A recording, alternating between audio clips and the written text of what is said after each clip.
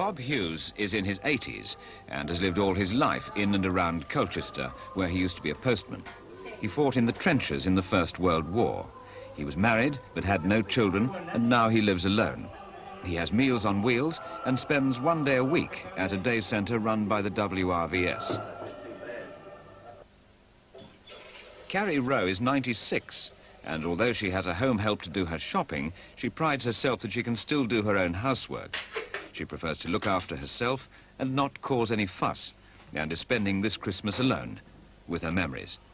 What can you remember of Christmases back then as a child, 90 or more years ago? Christmases. Well, very little money, a lot of poverty about, but all us kids, I suppose I shouldn't say kids, all us kids used to hang our socks up. Was Christmas something that you all looked forward to? Oh yes, we always looked forward to it. It was something unusual in any way, and whatever we have, it was very much appreciated. We used to hang our socks up, and for years we used to have a new penny and a new handkerchief, apple, orange, and a few nuts. 2 or 3 days before Christmas, we have a stocking hung up, you know, a woman's stocking. There was an orange and an apple stuck in the bottom, and some sweets and a banana or something like that, and a small toy, a toy engine or a toy car, which is just been built. Those were all mechanical things. But my father occasionally used to make up something with us, with the kids, you know, wheelbarrows for the boys and that. But if we did have a doll, Mother was always given the doll where she worked, because she used to go out to work. What was Christmas lunch like?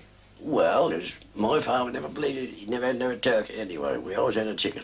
You keep your blooming turkey. He said, I never know chicken. He used to keep chickens. He used to keep one. He used to breed one on purpose for Christmas. We had our goose. I don't know whether we had that every year, all according, but we did have a goose quite often. And then we had the vegetables and Christmas pudding. Well, in those days, you see, the things were so much, very much cheaper. What did your goose cost? 6 and 6 pence. Mother used to pay 6 pence a week in the club. And we had so that was a real treat. The only way you could get in for Christmas, you know, my time, by putting in some club or something, through a pub, you know, and save a little money for Christmas things for the children. Mrs. Rowe, what do you think of Christmases today compared with how it used to be? Well, to be honest speaking, the Christmas in the old days with all the poverty was happier. Seems to me that there's a lot of money about today, there is, isn't there? And, you know, people have grand presents and, you know, can afford everything nice. But to me, there's precious little contentment today, and I do notice that. It's people, I don't know, my opinion is people are getting very selfish today. They got so much, and I think you're the same as them, and because you can't do what they do, they think you're measly. But you can't do what you haven't got, can you? What kind of Christmas are you expecting this year? It'll be no different to another day. Not another day, just the same. It's the sort of Christmas I have now. But I'm quite happy, dear. Bob is also spending this Christmas alone. Like many old people, his only social life now is one day a week at the day centre run by the Women's Royal Voluntary Service, who also provide the Meals on Wheels that take so much of the burden of cooking off those who can't manage for themselves.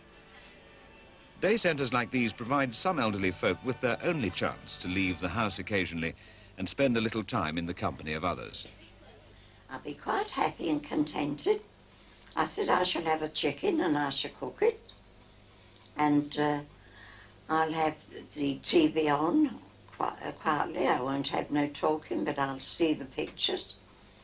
And I'll have my cards. And I said I'm quite happy. Oh, I've really got nothing to grumble about. I mean, as far as I'm concerned, I've settled down. It's the fact that I've got me time to live out, and I shall just make the best of it. Whatever comes along, I appreciate and look forward to. But if I don't, well, I'll stop at home. Bob Hewes and